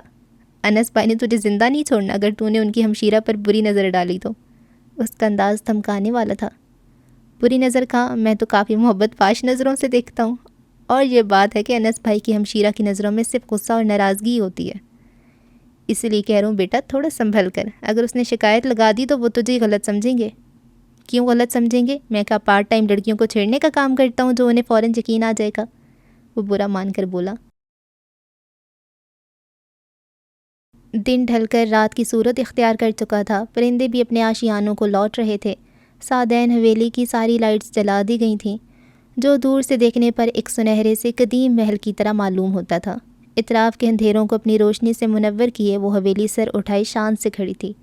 انس نے نئے سرے سے اپنی کمپنی شروع کی تھی جس میں وہ دن رات ہی مصروف ہوتا تھا۔ اس کے اصرار پر ہی وہ وقت نکال کر آ پایا تھا۔ وسیع لان میں سرد اور خشک ہواؤں کا راج تھا۔ گرم قہوے سے لطف اندوز ہوتے وہ تینوں وہیں کین کی کرسیوں پر بیٹھے تھے۔ ابیر بھائی کے لیے کام کرنے والے جن لوگوں کو پکڑا گیا تھا ان سے زیادہ کچھ جانکاری حاصل نہیں ہوئی تھی، لیکن کچھ مقامات اور ایڈریس ملے ہیں۔ اگر وہاں جا کر معلوم کیا جائے تو ہو سکتا ہے ابیر بھائی کے بارے میں کچھ معلوم ہو جائے۔ بیچ میں پڑی میز پر کچھ کاغذات رکھے فاض ان دونوں کے گوش گزار کر رہا تھا۔ تم نے اور عاشر نے جس قدر میری مدد کی ہے میں تم دونوں کا ممنون ہوں۔ انس کے لہجے میں تشکر تھا۔ کیسی باتیں کریں انس بھائی، آپ ہمیں ہمیشہ اپنے ہم قدم ہی پائیں گے۔ عاشر واپس آ جائے تو پھر سے کم کوشش کریں گے۔ اس کی ضرورت نہیں ہے، تم دونوں اپنی ڈگری پہ فوکس کرو، پڑھائی زیادہ ضروری ہے۔ میری کمپنی بھی تقریباً سیٹ ہو گئی ہے، باقی کام میں خود ہی سنبھال لوں گا۔ اس نے سہولت سے انکار کیا۔ کسی بھی چیز کی ضرورت ہو تو لازمی بتائیے گا۔ یہ شامیر کون ہے؟ گفتگو کا رخ بدلتی ہوئی اس نے اچانک ہی پوچھا۔ سالار نے ناسمجھی سے اسے دیکھا۔ کس شامیر کی بات کر رہے ہو؟ تمہاری کسی کزن کا نام ہے کیا؟ اس کے چہرے پر ایک ناگوار سی سنجیدگی تھی۔ ہاں، لیکن تم کیوں پوچھ رہے ہو؟ اسے جان سے مارنا ہے۔ کافی پیتے سالار کو اچھو لگا تھا۔ کیا ہو گیا، سب خیریت تو ہے نا؟ لیکن وہ سنجیدگی سے اسے دیکھتا رہا۔ اب بتا بھی دو اس بیچارے نے کون سا جرم کر دیا ہے؟ رشام نے بتایا کہ اس نے ان کے لیے پروپوزل دیا اپنا۔ اس کا انداز سوالیہ تھا۔ سالار بے ساختہ ہی ہنس پڑا۔ فاض بھی مسکراہٹ دبائے کاغذات کو سمیٹ کر فائل میں ترتیب سے لگا رہا تھا۔ انس نے ناگواری سے اسے دیکھا۔ اس نے مذاق کیا ہوگا تمہارے ساتھ؟ ایسی بات کیا مذاق میں کہی جا سکتی ہے؟ تم صحیح کہہ رہے ہو، لیکن شامیر اپنا پروپوزل نہیں بھیج سکتا، وہ پہلے سے شادی شدہ ہے اور اس کے چھوٹے چھوٹے بچے ہیں یار۔ سالار اس کی شکل دیکھتے ہوئے ہنستے ہوئے کہے جا رہا تھا، جبکہ انس کے چہرے کے تاثرات فوراً ہی بدلے تھے۔ تم سارے کزنز ہی پاگل ہو، وہ سر جھٹک کر تنفر سے بولا، لیکن پہلے کے مقابلے میں خود کو ہلکا پھلکا محسوس کر رہا تھا، جیسے سر سے کوئی بھاری بوجھ اتر گیا ہو۔ اتنے سے مذاق پر تم نے ہمیں پاگل ڈکلیئر کر دیا، اب یہ تو بہت غلط بات ہے، وہ ناراضگی سے گویا ہوا۔ بھائی، ماشا کے وہاں آنے پر وہ دونوں اس کی طرف متوجہ ہوئے تھے، جبکہ فاض نے جیسے اس کی آمد کا کوئی نوٹس ہی نہیں لیا تھا۔ گھر کب جائیں گے؟ اس نے آتی تحمل سے پوچھا۔ دل نہیں لگ رہا تمہارا یہاں؟ سالار نے نرمی سے پوچھا تو اس نے نفی میں سر ہلا دیا۔ مجھے گھر جانا ہے بس۔ کل چلیں گے ماشا، آپ نے صرف ایک دن کا کہا تھا، وہ جیسے ضبط سے اسے یاد دلا رہی تھی۔ ہم لوگ اتنے برے بھی نہیں ہیں جتنا تم ہمیں سمجھتی ہو۔ جو آپ کے بھائی نے ہمارے ساتھ کیا اس کے بعد میں آپ سے اور آپ کے گھر والوں سے کیا امید کر سکتی ہوں؟ سالار نے مصنوعی خفگی سے اسے چھیڑا تھا، لیکن وہ زہر خند سے بولی، میرا نہیں خیال کہ ایک انسان کے جرم کی سزا اس کے خونی رشتوں کو دینا جائز ہے۔ جائز اور ناجائز کو سبق آپ اسے مت پڑھائیں، جس کے ماں باپ کو بے دردی سے قتل کر کے اسے یتیم کر دیا گیا ہو۔ بس کرو ماشا، انس نے ناپسندیدگی سے اسے ٹوکا۔ اسے بولنے دو انس، اپنے دل کا غبار نکالنے دو، ورنہ ساری زندگی اپنے دل پہ بوجھ ہی لیے رکھے گی۔ میرا بولنا آپ سہ نہیں سکیں گے، بہتر ہوگا مجھے خاموشی رہنے دیا جائے۔ انس کی تنبیہ کرتی نظروں کو بھی خاطر میں نہ لا کر وہ چبا چبا کر اسے کہتی وہاں سے اٹھ گئی تھی۔ ریلنگ پہ کوہنیاں ٹکا کر ہتھیلی میں چہرہ گرائے وہ اداس نظروں سے بادلوں سے جھانکتے چاند کو دیکھ رہی تھی، جس کے گرد کتنے ہی چھوٹے چھوٹے ٹمٹماتے تاروں نے جمگھٹا سا لگایا ہوا تھا۔ مست ہوائیں اس کے سر سے ریشمی آنچل گرائے اس کی زلفوں سے اٹکھیلیاں کرتے ہوئے مسرور سی تھیں۔ وہ اپنی خیالوں میں گم تھی جب پہلو میں سے ایک جانی پہچانی سی خوشبو اٹھتی محسوس ہوئی۔ اس نے چونک کر اپنے برابر میں دیکھا، جہاں وہ اسی کے انداز میں کوہنیاں ریلنگ پہ ٹکا کر ہتھیلی میں چہرہ گرائے اس کی طرف رخ کیے کھڑا تھا۔ ریشام کی نگاہوں میں حیرانگی کے بعد بیگانگی سی نظر آئی۔ اس نے چہرہ اس کی طرف سے موڑ لیا۔ یہ اس کی ناراضگی کا انداز تھا۔ اسے ڈھیروں غصہ تھا اس شخص پر، لیکن اسے نظر انداز کرنا بھی انتہا کا مشکل لگتا تھا۔ حیرت ہے مجھے، بے وفائی کرنے والے خود بھی خفا ہوا کرتے ہیں کیا؟ وہی لہجہ، وہی انداز، وہی آواز جسے اس نے نہ جانے کتنا یاد کیا تھا۔ تم مجھے بے وفائی کا طعنہ دے رہے ہو؟ ریشام نے چونک کر اسے دیکھا، آنکھوں میں غصہ ہلکورے لینے لگا۔ میں طعنہ نہیں دے رہا، آپ نے جو میرے ساتھ کیا وہ بتا رہا ہوں۔ اچھا تو مسٹر انس غازی رضا، اگر آپ مجھے میرے خاندان سے بغاوت نہ کرنے پر بے وفا ہونے کا طعنہ دے رہے ہوں تو میں بے وفا ہی ٹھیک ہوں۔ مجھے صرف اتنا یاد ہے کہ جب مجھے آپ کی سب سے زیادہ ضرورت تھی تب آپ میرے ساتھ نہیں تھی ریشام بی بی۔ میرے ماں باپ کا قتل ہوا تھا، لیکن آپ کے لیے مجھ سے زیادہ ضروری اپنے گھر والے تھے۔ آپ نے مجھ پر انہیں ترجیح دی۔ تو میں اور کیا کرتی؟ کیا تمہارے کہنے پر اپنے گھر سے بھاگ جاتی؟ میں آپ کو بھگا کر نہیں لے جا رہا تھا، آپ میری بیوی ہیں، آپ پر شرعی حق ہے میرا۔ میں چاہتا تو آپ کو زبردستی بھی اپنے ساتھ لے جا سکتا تھا، لیکن اس وقت میرے ماں باپ گھر پہ موجود نہیں تھے، میں ان کی غیر موجودگی میں تمہارے ساتھ نہیں جا سکتی تھی۔ لیکن تم ان نزاکتوں کو نہیں سمجھ سکتے. لڑکے ہو نا آخر. لڑکوں کے لیے آسان ہوتا ہے اپنے ماں باپ کے سامنے، گھر والوں کے سامنے، زمانے کے سامنے ڈٹ جانا. وہ جو مرضی چاہے ڈنکی کی چوٹ پر کر سکتے ہیں، معاشرہ انہیں کچھ نہیں کہتا. سارے گناہ صرف لڑکی کے کھاتے میں لکھے جاتے ہیں. ہمارے لیے آسان نہیں ہوتا اپنی حدود کو پلانگ کر اپنی مرضی اور منشا سے کچھ بھی کر گزرے.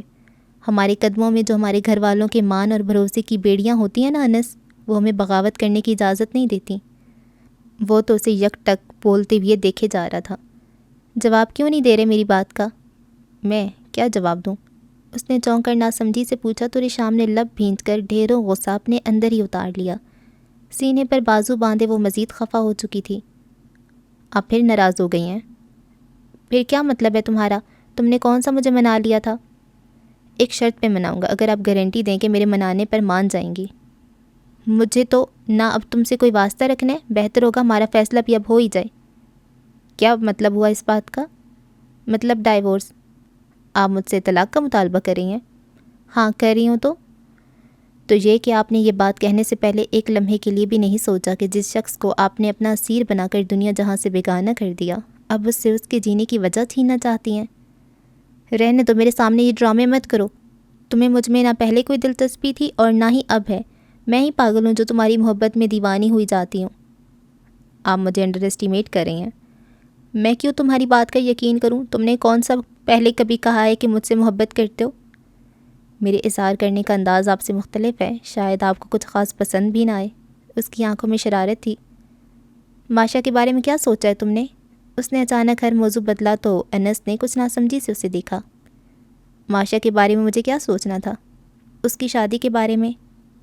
اس کی شادی کہاں سے بیچ میں آ گئی؟ ابھی تو اس کی پڑھائی مکمل ہونے میں وقت ہے. وہ شادی کے بعد بھی تو پڑھ سکتی ہے. آپ مجھے کھل کر بتائیں گی؟ میں نے صرف سنا ہے، کنفرم نہیں کہہ رہی. ہو سکتا ہے تائی امی تم سے فاز اور ماشا کے رشتے کے حوالے سے بات کریں. ماشا اور فاز؟ ہاں ماشا اور فاز. اور سنو، میری بات انکار کرنے کی تو بالکل بھی ضرورت نہیں ہے. تمہاری بہن کا مزاج جس طرح کا ہے نا، اسے فاز ہی ہینڈل کر سکتا ہے. اور سب سے بڑھ کر وہ اسے پسند بھی تو کرتا ہے. خوش رہیں گے دونوں. آپ نے خود ہی سارے فیصلے کر لیے، لیکن مجھے نہیں لگتا ماشا اس حویلی میں رہنا چاہے گی. تم اس کی فکر مت کرو، یہ ٹینشن فاز کو ہی لینے دو کہ اسے کس طرح ماشا کو سمجھانا ہے. مجھ سے کافی فرینک ہے فاز، لیکن اس نے کبھی ذکر ہی نہیں کیا مجھ سے. حیرت اس کے چہرے پر غالب تھی. وہ بے وقوف تھوڑی ہے جو تم سے ڈائریکٹ جا کر کہے گا وہ تمہاری بہن سے محبت کرتا ہے. تم نے تو بیچاری کا گریبان پکڑ لینا تھا. آپ مجھے ایسا سمجھتی ہیں کہ میں اس کا گریبان پکڑ لیتا؟ انس نے افسوس سے اسے دیکھا. نہیں رشام بی بی، میں صرف گریبان نہیں پکڑتا بلکہ 2-3 تھپڑ بھی مار ہی دیتا. کسی بھائی میں اتنا حوصلہ نہیں ہوتا کہ وہ اپنی بہن کے بارے میں اس طرح کے الفاظ سن سکے. میں تمہیں یہی سمجھانا چاہ رہی تھی انس، لڑکیوں کا بھی اتنا حوصلہ نہیں ہوتا کہ کسی مرد کے لیے اپنے باپ یا بھائی کے خلاف جا کر ان کا بھروسہ توڑیں. میری جگہ ماشا کو رکھ کر سوچو گے تو تمہیں غلط نہیں لگوں گی. آپ مجھے جو سمجھانا چاہ رہی ہیں وہ میں اچھے سے سمجھ چکا ہوں، اور آپ سے بس اتنی التجا کرنا چاہتا ہوں کہ آئندہ میرے سامنے ڈائیورس کا مطالبہ مت رکھیے گا. وہ تو تمہیں دینی ہی پڑے گی کیونکہ میرا پرپوزل آیا ہوا ہے میرے کزن کا. کنکھیوں سے اسے دیکھتے ہوئے اس نے لاپرواہی سے کہا. کون کزن ہے یہ جس نے میری بیوی کے لیے اپنا رشتہ پیش کیا ہے؟ انس نے اس کی آنکھوں میں آنکھیں گاڑے دانت پیستے ہوئے استفسار کیا تھا. اس کی گردن کی رگیں ابھر آئی تھیں. تمہیں کیوں اتنا برا لگا ہے؟ آپ میری بیوی ہیں، کیا یہ وجہ کافی نہیں ہے؟ آج تمہیں اپنی بیوی یاد آ رہی ہے؟ اس دن نہیں آئی تھی جب مجھے چھوڑ کر جا رہے تھے؟ آپ مجھے مسلسل ایک ہی بات کا تانا دیے جا رہی ہیں. میں تمہیں تانا نہیں دے رہی انس، میں تمہیں یہ بتانے کی کوشش کر رہی ہوں کہ میں نے تم پر کتنا اعتبار کیا تھا اور تم نے مجھے کس قدر مایوس کیا ہے. یہی گلہ میں آپ سے کروں تو؟ مجھے بھی آپ پر اتنا ایمان تھا کہ آپ میری محبت کا اتنا دم بھرتی ہیں تو تب آپ یقیناً میرے ساتھ کھڑی ہوں گی جب مجھے آپ کی ضرورت ہوگی. لیکن خیر. ایک طویل سانس ہوا کے سپرد کر کے اس نے اپنی بات ادھوری چھوڑ دی. تھکن کی وجہ سے دکھتے کندھے کو ایک ہاتھ سے دباتے ہوئے وہ کوریڈور میں چلتا اپنے روم کی طرف جا رہا تھا، لیکن کوریڈور کے اختتام پر ہی اسے ایک سایہ سا لہراتا دکھائی دیا تھا. وہ فوراً ہی چکنا ہوا. دبے قدموں چلتے ہوئے وہ اس سائے کی تلاش میں وہاں آیا تو اسے وہاں کچھ بھی دکھائی نہ دیا، لیکن کچن کی کھلی ہوئی لائٹس دیکھ کر تعجب اور تجسس کے ہاتھوں مجبور ہو کر اسی طرف بڑھ گیا. آپ؟ کچن کاؤنٹر کے پاس کھڑی ماشا کو دیکھ کر اسے حیرانگی ہوئی تھی. اتنی رات کو آپ یہاں کیا کر رہی ہیں؟ اتنی رات کو یہاں آنا منع ہے؟ اس نے تیز لہجے میں پوچھا. نہیں تو لیکن. اس نے لمحے کا وقفہ لے کر دوبارہ بات جاری رکھی.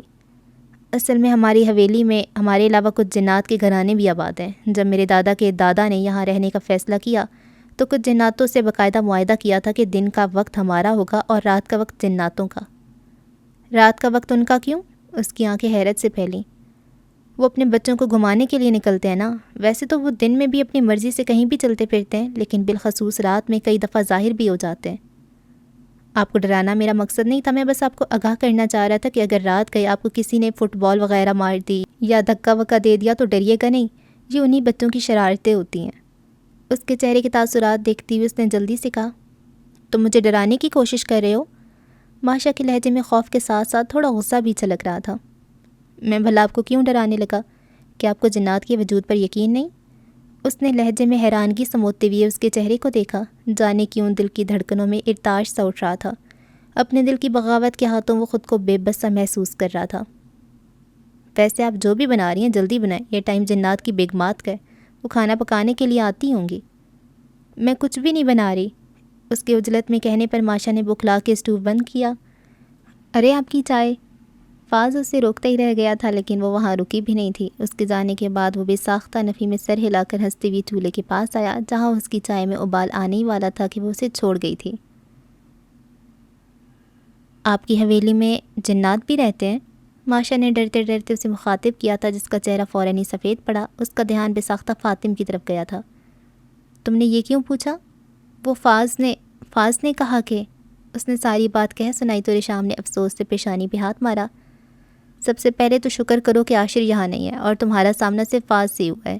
ان دونوں کی باتوں پر یقین کرنے کی بالکل ضرورت نہیں ہے، یہ صرف فضول کی باتیں کرتے ہیں۔ لیکن وہ تو کہہ رہا تھا یہاں جنات کے بچے اور… ماشا وہ صرف تمہیں تنگ کر رہا تھا، تم اس کی باتوں پر دھیان مت دیا کرو۔ رشام نے تحمل سے اسے کہا تو اس کے چہرے پر ناراضگی دکھائی دینے لگی۔ اس کی وجہ سے میں اپنی چائے نہیں بنا سکی۔ میں نے کہا بھی تھا کہ میں بنا دوں گی تمہارے لیے، لیکن تم نے سنی ہی نہیں تھی میری بات۔ مجھے کیا معلوم تھا کہ وہ مجھے ڈرانے کے لیے آ جائے گا۔ اچھا اب تم بیٹھو یہاں، میں لے آتی ہوں۔ میں یہاں اکیلے نہیں رکوں گی۔ رشام بیڈ سے اٹھی تو وہ بھی کہہ کر بدک اٹھی تھی۔ ماشا تم کیوں ڈر رہی ہو؟ میں کہہ رہی ہوں نا کہ یہاں کچھ بھی نہیں ہے۔ لیکن… وہ بے بسی سے اسے دیکھتی رہ گئی۔ جب ہی کھلے دروازے پر کسی نے 2 انگلیوں سے دستک دی تو ماشا نے بے ساختہ وہاں دیکھا، جہاں سے وہ دونوں ہاتھوں میں 2 کپ پکڑے اندر آتا دکھائی دیا۔ آپ کی ادھوری چائے کو بنا کر لایا ہوں۔ اس نے کب اس کی جانب بڑھایا، لیکن ماشا نے تنفر سے منہ پھیر لیا۔ تم نے کیوں مذاق کیا اس کے ساتھ؟ رشام نے مصنوعی ناراضگی سے اسے دیکھا۔ مذاق تھوڑی کیا تھا، سچ ہی تو بتایا تھا یہاں جنات رہتے ہیں۔ وہ اپنی بات پر قائم رہا تو ماشا نے شاکی نظروں سے رشام کو دیکھا۔ مت تنگ کرو اسے فاض، اس نے آنکھوں میں ہی اسے باز رہنے کو کہا۔ میں کہاں تنگ کر رہا ہوں؟ وہ اپنے بھائی کو شکایت لگا دے گی تمہاری، پھر ٹھیک رہے گا؟ اس نے گھور کر پوچھا۔ تمہیں یاد دلا دو انہیں۔ جواباً فاض نے اسے ناراضگی سے دیکھا۔ کپ دو۔ رشام نے اس کے ہاتھ سے کپ چھین کر ماشا کی جانب بڑھا دیا۔ فکر مت کرو، اس کے علاوہ ہماری حویلی میں اور کوئی جن نہیں ہے۔ استغفر اللہ، وہ سر جھٹک کے رہ گیا۔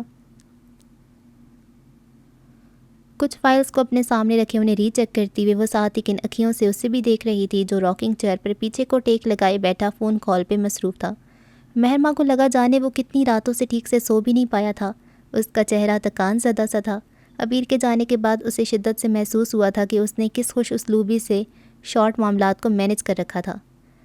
سالار کے کندھوں پر بھاری ذمہ داریاں آن پڑی تھی۔ سعادت غازی ابیر کے غم میں ہارٹ پیشنٹ بن کر آفس آنا کب کا چھوڑ چکے تھے۔ وہاج غازی زیادہ تر دوسرے شہروں اور بیرون ممالک کی برانچز کے وزٹ پر ہوتے تھے۔ صرف ایک ضمیر غازی تھے جو آفس میں اس کے ساتھ ہوا کرتے تھے، لیکن اتنا ساتھ بھی نہ کافی تھا۔ ابیر تو بزنس کے علاوہ حویلی میں بھی سب کو ٹائم دیا کرتا تھا، سب کے ساتھ بیٹھتا تھا، بریزے، رشام، فاض اور عاشر کے کتنے ہی مسئلوں کو سلجھایا کرتا تھا۔ دادا جان کے پاس بھی گھنٹوں بیٹھ کر ان سے گفتگو کیا کرتا تھا۔ وہ ہر چیز میں ماہر تھا، سب کچھ آرام سے ہینڈل کر لیا کرتا تھا، لیکن سالار غازی اس کی جگہ پر نہیں کر پا رہا تھا۔ ابیر غازی کے جانے کے بعد جو ایک خلاصہ ان سب کی زندگیوں میں آیا تھا، اسے بھرنے کی کوشش میں وہ نہ ٹھیک سے ابیر کی جگہ لے پا رہا تھا اور نہ اپنی ذمہ داریوں کو پورا کر پا رہا تھا۔ وہ ذہنی طور پہ ٹوٹ پھوٹ کا شکار تھا۔ وہ شدت سے دعائیں مانگا کرتا تھا کہ کاش کوئی معجزہ ہو جائے اور سب پہلے کی طرح ہو جائے۔ تمہارے بھائی کا کچھ پتہ چلا؟ اس نے فون بند کر کے ٹیبل پہ رکھا تو مہرماں نے اسے مخاطب کیا، جس نے نفی میں سر ہلا دیا تھا۔ انس کو لگتا ہے کہ وہ کسی دوسرے ملک جا چکے ہوں گے اب تک تو، لیکن وہ ہاتھ پر ہاتھ دھر کے بیٹھنے والوں میں سے نہیں ہے، وہ ڈھونڈ ہی لے گا انہیں۔ معلوم ہے مجھے، لیکن میں تو یہی دعا کرتا ہوں کہ ہمیشہ بھائی روپوش ہی رہیں تو بہتر ہے۔ کیا مطلب؟ تم نہیں چاہتے کہ وہ واپس آئیں؟ مہرماں نے حیرانگی سے اسے دیکھا۔ انس کے اندر جو انتقام کی آگ بھڑک رہی ہے وہ صرف ابیر بھائی کی خون سے ہی بجھے گی۔ بے شک بھائی نے اس کے پیرنٹس کو قتل کیا جو ایک ناتلافی جرم ہے، اس لیے میں نہیں چاہتا کہ وہ کبھی منظر عام پر آئیں۔ کم از کم دل کو یہ ڈھارس تو ہوگی نا کہ وہ جہاں بھی ہیں زندہ سلامت ہے۔ تم بہت محبت کرتے ہو نا بھائی سے؟ وہ میرے بہترین دوست تھے، کبھی انہوں نے بڑے بھائیوں والا روب نہیں جمایا مجھ پر، ہمیشہ میرے ساتھ دوستانہ انداز میں ہی پیش آتے تھے۔ میرا دل تو آج بھی یہ بات ماننے کو تیار نہیں کہ وہ کسی مافیا گینگ سے بھی منسلک ہو سکتا ہے۔ چھوٹے سے باغیچے میں لکڑی کے میز اور 2 کرسیاں پڑی تھیں۔ اطراف کی کیاریوں میں خوشنما پھول اور ہریالی الگ ہی آنکھوں کو فرت بخش سا تاثر دے رہی تھی۔ بظاہر تو وہ میز پر پڑی اپنی کتابوں اور لیپ ٹاپ کی طرف وہی متوجہ تھا، لیکن نظریں تھیں کہ بھٹک پھٹک کر اس گرے سوٹ والی لڑکی کی طرف کو چلی جاتی تھیں۔ سادے سے سوٹ میں وہ اپنی کھلتی سی رنگت میں وہ اس خوشگوار ماحول کا حصہ ہی لگ رہی تھی۔ آپ کو گارڈننگ کا شوق ہوگا جب بھی آپ نے اتنی خوبصورتی سے لان کو سیٹ کر رکھا ہے۔ ہاتھ میں گرم کافی کا مگ پکڑے وہ اندرونی عمارت کو جانے والی سیڑھیوں پر بیٹھی بوا سے محو گفتگو تھی جو پائپ لگائے پودوں کو پانی دے رہی تھیں۔ مجھے تو اتنا شوق نہیں ہے بیٹا جتنا عاشر کو ہے۔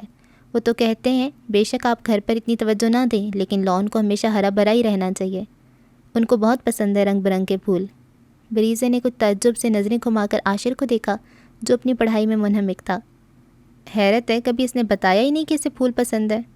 وہ کہاں کسی سے اپنے دل کی باتیں کرتے ہیں بیٹا، کئی دفعہ تو صرف پڑھائی کا بہانہ کر کے یہاں آتے ہیں اور سارا دن اپنے کمرے میں بند رہتے ہیں، نہ کچھ کھانے کا ہوش ہوتا ہے نہ پینے کا۔ تو آپ نے کبھی پوچھا نہیں اس سے کہ کیوں پریشان ہے؟ ہم ملازم لوگ ہیں بیٹا، ہماری اتنی حیثیت کہاں کہ جو مالکوں کی ذاتی زندگی میں مداخلت کریں۔ وہ لب دانتوں تلے دبائے پر سوچ نظروں سے گاہے بگاہے اسے دیکھ رہی تھی۔ آج تو اسے ایک الگ ہی عاشر کو جاننے کا موقع ملا تھا۔ آپ بیٹھو بیٹا، میں کھانے کا انتظام دیکھتی ہوں۔ وہ کہہ کر کچن کی جانب بڑھ گئیں تو بریزے بھی اپنی جگہ سے اٹھ کر اسی کے پاس آ کر کرسی پر بیٹھ گئی۔ کتنا کام رہ گیا تمہارا؟ اس نے بوریت سے پوچھا۔ ابھی تو شروع کیا ہے، جواب مصروفیت بھرا تھا۔ میں کچھ دیر کے لیے باہر چلی جاؤں؟ نہیں۔ زیادہ دور نہیں جاؤں گی، قریب سے ہی واپس آ جاؤں گی۔ نہیں۔ پھر میں کیا کروں اس قید خانے میں؟ تم اپنی مرضی سے اس قید خانے کی قیدی بننے آئی ہو۔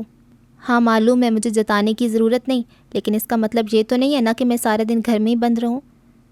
کچھ دیر انتظار کرو، میرا کام ہو جائے گا تو میں لے جاؤں گا تمہیں۔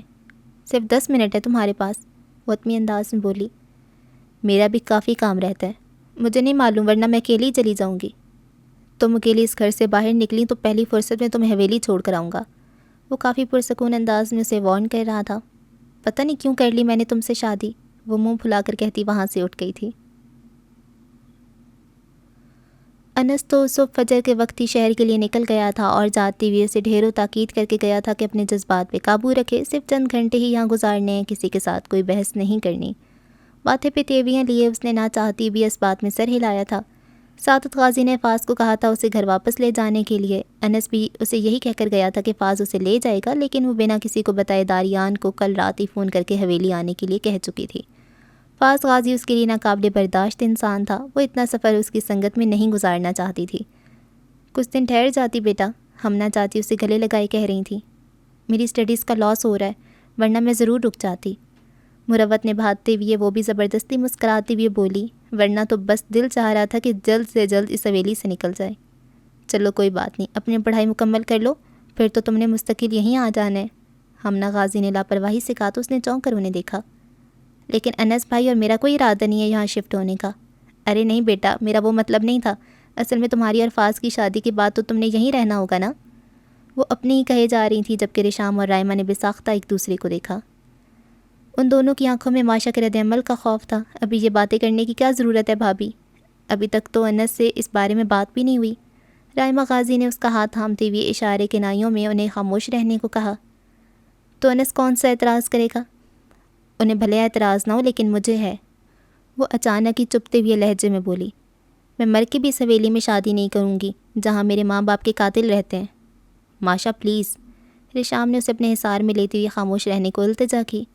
میں کیسے خاموش ہو جاؤں؟ ابھی تک میں صرف اپنے بھائی کی وجہ سے برداشت کر رہی تھی، لیکن ایک بات آپ سب میری دھیان سے سن لیں، اگر کسی نے ایسا سوچا بھی تو اچھا نہیں ہوگا۔ تم اپنے ماں باپ کے قتل کا الزام ہم سب پہ لگا رہی ہو، کیونکہ یہی سچ ہے۔ تمہاری ہمت بھی کیسی ہوئی یہ سب کہنے کی؟ ایک تو ہم تمہیں یتیم سمجھ کر تمہارے سر پہ ہاتھ رکھ رہے ہیں، تمہیں سہارا دے رہے ہیں، اور تم ہمیں ہی برا بنا رہی ہو۔ ہمنا غازی کے الفاظ تیر کی طرح اس کے دل میں پیوست ہوتے جا رہے تھے۔ آنسو ٹوٹ ٹوٹ کر اس کی آنکھوں سے بہہ رہے تھے۔ آپ کو میری وجہ سے خود کو پریشان کرنے کی ضرورت نہیں ہے، میں یتیم ہوں لیکن لاوارث نہیں ہوں، میرا بھائی موجود ہے میری فکر کرنے کے لیے۔ ایک ایک لفظ پہ زور دیتی ہوئی اس نے چبا کر کہا، کیا ہو رہا ہے یہاں؟ وہ جو سعادت قاضی کے کمرے میں بیٹھا ان کی ہدایتیں سن رہا تھا، شور کی آواز پر تیزی سے سیڑھیاں اترتے ترنت نیچے پہنچا تھا، جہاں ماحول میں کافی تناؤ محسوس ہو رہا تھا۔ میری بات تم کان کھول کر سن لو اور اپنے گھر والوں کو بھی بتا دو، میں تم سے شادی کرنے کی بجائے زہر کھا کر مرنا پسند کروں گی۔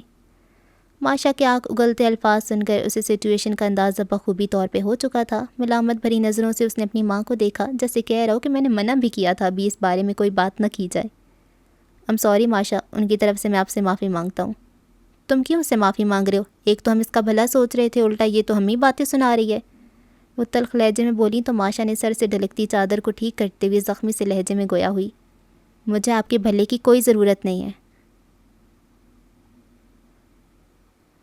اندرونی عمارت سے نکل کر وہ باہر پورچ میں آئی، بیگ میں سے فون نکال کر اس پر نمبر ڈائل کرنے لگی۔ اس کے ہاتھ کپکپاہٹ کا شکار تھے، جبکہ آنکھوں سے مسلسل آنسو بہہ رہے تھے۔ اپنی اتنی تذلیل اس نے کبھی زندگی میں نہیں دیکھی تھی۔ ماشا میری بات سنیں، وہ بھاگتے ہوئے اس کے پیچھے آیا تھا۔ دور رہو تم مجھ سے۔ اوکے فائن، پلیز میری بات سن لیں آپ ایک بار۔ دونوں ہاتھ اٹھائے وہ تحمل سے بولا، تمہاری ماں نے جو مجھے سنایا ہے وہ کافی نہیں ہے جو اب تمہیں بھی اپنا حصہ ڈالنا ہے؟ آپ اچھے سے جانتی ہیں میں آپ کے بارے میں ایسا نہیں سوچتا، وہ ملتجی لہجے میں بولا۔ کسی بھی صورت اس ناراض لڑکی کو منانا چاہتا تھا۔ جب ہی کھلے مین گیٹ سے جی ویگن اندر داخل ہوئی، ماشا وہیں ٹھہر گئی۔ اس کے گلابی چہرے پر آنسو تواتر سے بہہ رہے تھے، دل تو کرچیوں میں بٹتا جا رہا تھا۔ ڈرائیونگ سیٹ سے اتر کر باہر نکلتے ہوئے داریان نے حیرت سے اسے دیکھا تھا۔ واپسی پر سعدین حویلی سے اسے ہمیشہ تحفے کے طور پر آنسو ہی ملتے تھے۔ ماشا سب ٹھیک ہے؟ اس نے نرمی سے پوچھا تو وہ اس کے بازو پر سر ٹکائے سارے ضبط کھو چکی تھی۔ اس کے پیچھے آتے فاس کے قدم کچھ دور ہی تھمے تھے۔ شدید ناگواری کا احساس اس کی رگو پے میں اترا۔ ٹھنڈی دیوار سے ٹیک لگائے وہ ایک جانب بیٹھا تھا۔ اس کی پوری زندگی اس کی آنکھوں کے سامنے فلم کی طرح چل رہی تھی۔ اسے اپنے یونیورسٹی کے دن یاد آ رہے تھے جب رنگین مزاج دوستوں کی صحبت کی وجہ سے اس نے پہلی بار ڈرگس کا استعمال کیا تھا۔ اس کے اگلے دن اسے خود سے بھی شرم آئی تھی، ساتھ میں انتہا کا غصہ بھی۔ اس نے کبھی سوچا بھی نہیں تھا کہ زندگی کے ایک مقام پر وہ یہ حرکت بھی کر سکتا ہے، لیکن کچھ دن کی ملامت اور افسوس کے بعد وہ پھر اپنے انہی دوستوں کے ساتھ شریک تھا۔ وہ ڈرگس کا عادی نہیں تھا، بہت کم مقدار میں استعمال کرتا تھا۔ اس کا دوست اسی کا کام کرتا تھا۔ اس نے عبیر کو اپنے ساتھ کام میں شریک ہونے کی آفر کی تو پہلے اس نے منع کر دیا، لیکن پھر صرف ایڈونچر کے طور پر کرنے کی حامی بھر لی۔ وہ سونے کا چمچ منہ میں لے کر پیدا ہوا تھا، اسے روپے پیسے کی کوئی تنگی نہیں تھی، لیکن اس غیر قانونی کام میں ملنے والے لاکھوں کروڑوں روپے نے اسے پھر اسی راہ کا مسافر بنا دیا۔ اور جب اتنے سال گزرنے کے بعد وہ اس دنیا کا ایک جانا مانا مافیا بن چکا تھا، پہلے تو وہ صرف چھوٹے پیمانے پر یہ کام کرتا تھا، لیکن اب کئی ملکوں کے انڈر ورلڈ تک اس کی رسائی تھی۔ دنیا کے سامنے تو وہ سعدین حویلی کا سب سے بڑا فرمانبردار بیٹا تھا، جس کی شادی شدہ زندگی بھی قابل رشک تھی، ایک کامیاب بزنس مین۔ لیکن اس کا دوسرا چہرہ بالکل ہی انجانا تھا، جس سے کوئی واقف نہیں تھا۔ وہ شوٹنگ میں ماہر تھا، لیکن اس نے کبھی کسی کی جان نہیں لی تھی۔ پہلی بار اس نے کسی پر گولی چلائی تھی، وہ بھی انس غازی کے ماں باپ پر۔ رضا غازی اس کے دوسرے چہرے کو پہچان چکے تھے۔ وہ سمجھ رہا تھا کہ اگر انہیں قتل کر کے الزام کسی اور پر لگا دیا جائے تو کسی کو خبر بھی نہیں ہوگی، لیکن یہاں وہ غلط تھا۔ وہ انس غازی سے واقف نہیں تھا۔ وہ سمجھ ہی نہیں سکا کہ اس کے گھر میں بظاہر ملازم بنا ہوا وہ لڑکا در حقیقت اس کے بارے میں چھان بین کرتا پھر رہا ہے۔ ماہرہ زینب خان کے قلم سے لکھا ناول میں تیرے قربان کی قسط نمبر 20 کا اختتام ہوا۔ آپ سے اگلی قسط میں ملاقات ہوگی، تب تک کے لیے اللہ حافظ۔